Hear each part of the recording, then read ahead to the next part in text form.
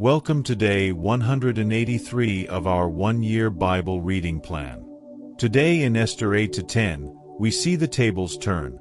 God's people are delivered, their enemies defeated, and a time of mourning becomes a time of joy and celebration. In Acts 16 verses 1-15, Paul begins a new missionary journey, and we witness the beautiful conversion of Lydia, whose heart the Lord opened to receive the message of Christ. Let's dive in. Esther chapter 8. That same day King Xerxes gave Queen Esther the estate of Haman, the enemy of the Jews.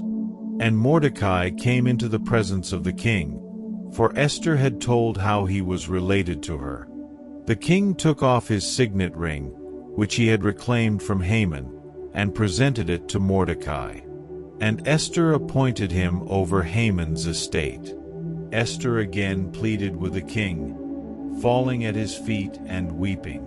She begged him to put an end to the evil plan of Haman the Agagite, which he had devised against the Jews. Then the king extended the gold scepter to Esther, and she arose and stood before him. "If it pleases the king," she said, "and if he regards me with favor and thinks it the right thing to do, and if he is pleased with me, let an order be written overruling the dispatches that Haman son of Hammedatha, the Agagite, devised and wrote to destroy the Jews in all the king's provinces. For how can I bear to see disaster fall on my people? How can I bear to see the destruction of my family?" King Xerxes replied to Queen Esther and to Mordecai the Jew, "Because Haman attacked the Jews, I have given his estate to Esther, and they have impaled him on the pole he set up. Now write another decree in the king's name in behalf of the Jews as seems best to you, and seal it with the king's signet ring. For no document written in the king's name and sealed with his ring can be revoked." At once the royal secretaries were summoned, on the 23rd day of the 3rd month, the month of Sivan. They wrote out all Mordecai's orders to the Jews, and to the satraps, governors and nobles of the 127 provinces stretching from India to Cush. These orders were written in the script of each province and the language of each people, and also to the Jews in their own script and language. Mordecai wrote in the name of King Xerxes, sealed the dispatches with the king's signet ring, and sent them by mounted couriers, who rode fast horses especially bred for the king. The king's edict granted the Jews in every city the right to assemble and protect themselves, to destroy, kill, and annihilate the armed men of any nationality or province who might attack them and their women and children, and to plunder the property of their enemies. The day appointed for the Jews to do this in all the provinces of King Xerxes was the 13th day of the 12th month, the month of Adar. A copy of the text of the edict was to be issued as law in every province, and made known to the people of every nationality, so that the Jews would be ready on that day to avenge themselves on their enemies. The couriers, riding the royal horses, went out, spurred on by the king's command, and the edict was issued in the citadel of Susa. When Mordecai left the king's presence, he was wearing royal garments of blue and white, a large crown of gold and a purple robe of fine linen.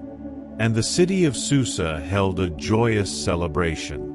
For the Jews it was a time of happiness and joy, gladness and honor.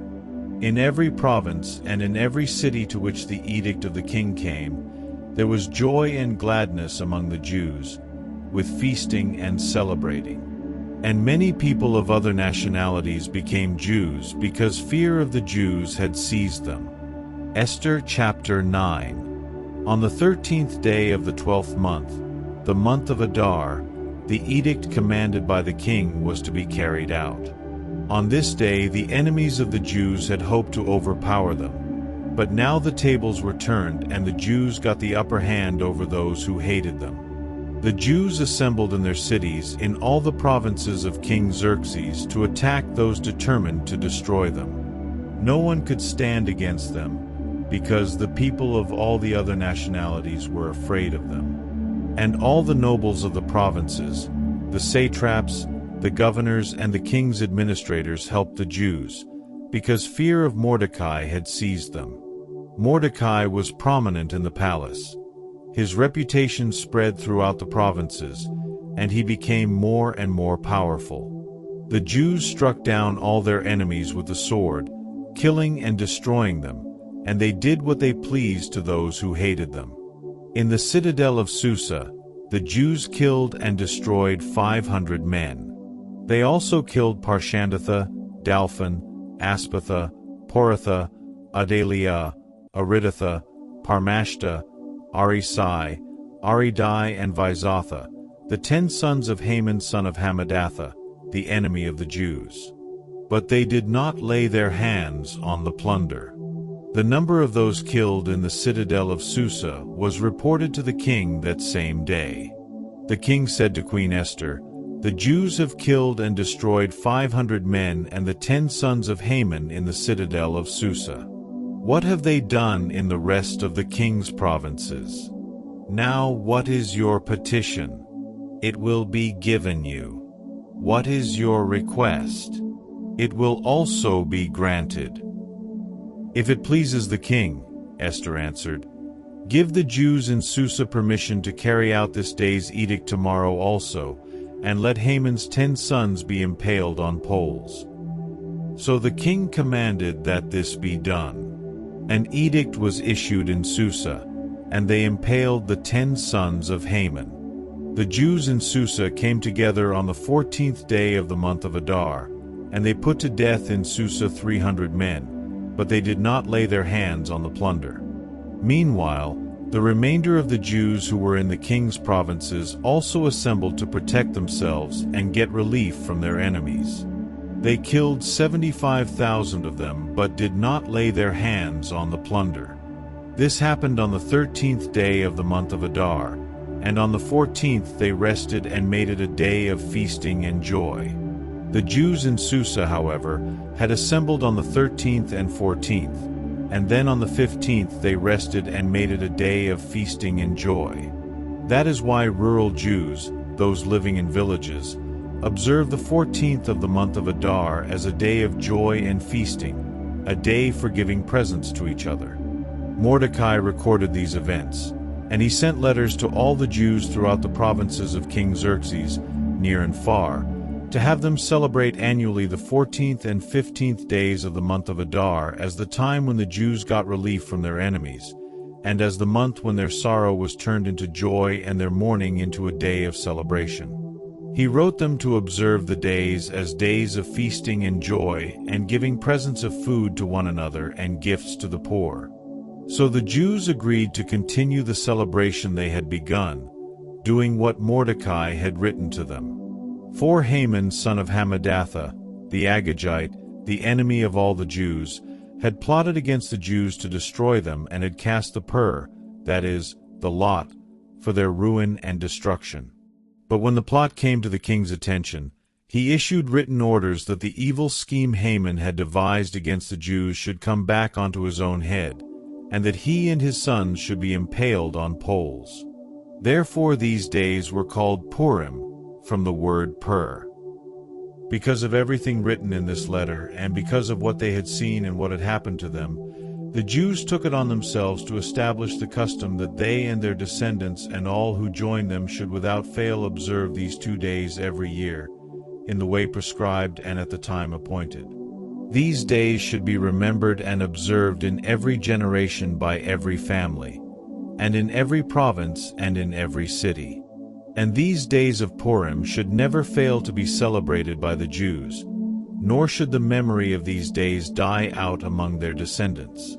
So Queen Esther, daughter of Abihail, along with Mordecai the Jew, wrote with full authority to confirm this second letter concerning Purim. And Mordecai sent letters to all the Jews in the 127 provinces of Xerxes' kingdom, words of goodwill and assurance, to establish these days of Purim at their designated times, as Mordecai the Jew and Queen Esther had decreed for them, and as they had established for themselves and their descendants in regard to their times of fasting and lamentation. Esther's decree confirmed these regulations about Purim, and it was written down in the records. Esther chapter 10. King Xerxes imposed tribute throughout the empire, to its distant shores. And all his acts of power and might, together with a full account of the greatness of Mordecai, whom the king had promoted, are they not written in the book of the annals of the kings of Media and Persia? Mordecai the Jew was second in rank to King Xerxes, preeminent among the Jews, and held in high esteem by his many fellow Jews, because he worked for the good of his people and spoke up for the welfare of all the Jews. Acts chapter 16, 1-15. Paul came to Derbe and then to Lystra, where a disciple named Timothy lived, whose mother was Jewish and a believer but whose father was a Greek. The believers at Lystra and Iconium spoke well of him. Paul wanted to take him along on the journey, so he circumcised him because of the Jews who lived in that area, for they all knew that his father was a Greek. As they traveled from town to town, they delivered the decisions reached by the apostles and elders in Jerusalem for the people to obey. So the churches were strengthened in the faith and grew daily in numbers. Paul and his companions traveled throughout the region of Phrygia and Galatia, having been kept by the Holy Spirit from preaching the word in the province of Asia. When they came to the border of Mysia, they tried to enter Bithynia, but the Spirit of Jesus would not allow them to. So they passed by Mysia and went down to Troas. During the night Paul had a vision of a man of Macedonia standing and begging him, "Come over to Macedonia and help us." After Paul had seen the vision, we got ready at once to leave for Macedonia, concluding that God had called us to preach the gospel to them. From Troas we put out to sea and sailed straight for Samothrace, and the next day we went on to Neapolis. From there we traveled to Philippi, a Roman colony and the leading city of that district of Macedonia. And we stayed there several days. On the Sabbath we went outside the city gate to the river, where we expected to find a place of prayer. We sat down and began to speak to the women who had gathered there. One of those listening was a woman from the city of Thyatira named Lydia, a dealer in purple cloth. She was a worshiper of God. The Lord opened her heart to respond to Paul's message. When she and the members of her household were baptized, she invited us to her home. "If you consider me a believer in the Lord," she said, "come and stay at my house." And she persuaded us. Thank you for joining today's Bible reading. Remember, God can turn sorrow into joy and open hearts in unexpected places. Be encouraged to share your faith with boldness and trust God's timing. See you tomorrow.